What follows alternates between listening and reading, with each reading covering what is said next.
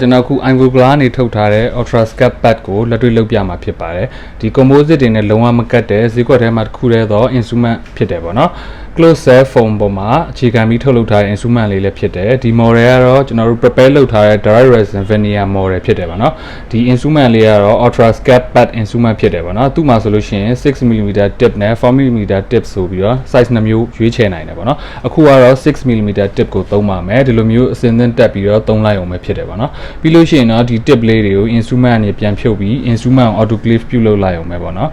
အခု composite ကိုယူပြီးကျွန်တော် model မှာတင်လိုက်မယ်ပြီးလို့ရှိရင် OptraSculpt နဲ့ဖိလိုက်မယ်ဆိုလို့ရှိရင် instrument မှာ composite လုံးဝပြန်မကတ်တာကိုတွေ့ရတယ်ပေါ့နော်ဒီမှာကောင်းတဲ့အချက်ကတော့အချိန်10မိနစ်အောက်နဲ့ carbon အားလုံးပြီးသွားတယ်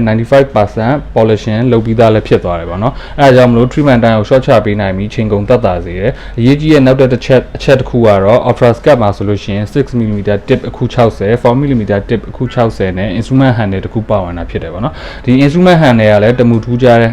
instrument လေးတစ်ခုဖြစ်တယ်ဘာလို့လဲဆိုလို့ရှိရင်ဒီ instrument handle မှာ direct resin anterior setup တွေပြုလုပ်တဲ့အခါတွေ medial diameter steamer တွေကိုပိတ်တဲ့အခါတွေမှာဆိုလို့ရှိရင် central lateral incisor တွေ K9 နဲ့ average width ပေါ့နော်ဒီကိုတိုင်းတာနိုင်စေဖို့ millimeter scale လေးလည်းပါလို့ဖြစ်ပါတယ်ပြီးလို့ရှိရင်တော့သူ့မှာပါတဲ့ dot line လေးတွေရာဆိုလို့ရှိရင်လည်းသွားတွေရဲ့ mid line ဘက်ကိုစောင်းတဲ့ average inclination ကိုလည်းပြပေးနိုင်သေးတယ်ပေါ့နော်အဲဒါကြောင့်မလို့ instrument တစ်ခုတည်းနဲ့ပြည့်စုံစေတာဖြစ်တယ်ပေါ့နော် OptraSculpt မှာဆိုလို့ရှိရင် handle တစ်ခုနဲ့ tip set နှစ်ခုပါဝင်တယ်ဒီမှာအခက်ခဲလေးကဘာဖြစ်တဲ့လဲဆိုလို့ရှိရင်ဒီ instrument တွေကိုလူနာတစ်ယောက်မှသုံးပြီး autoclave လုပ်ရတယ်အဲဒါကြောင့်နောက်လူနာလာလို့ရှိရင်သုံးစရာ instrument မရှိတော့ဘူးပေါ့နော်အဲဒါကြောင့်မလို့ဒီ instrument kit နှစ်ခုဝယ်ထားဖို့ကိုကျွန်တော်အကြံပေးချင်ပါတယ်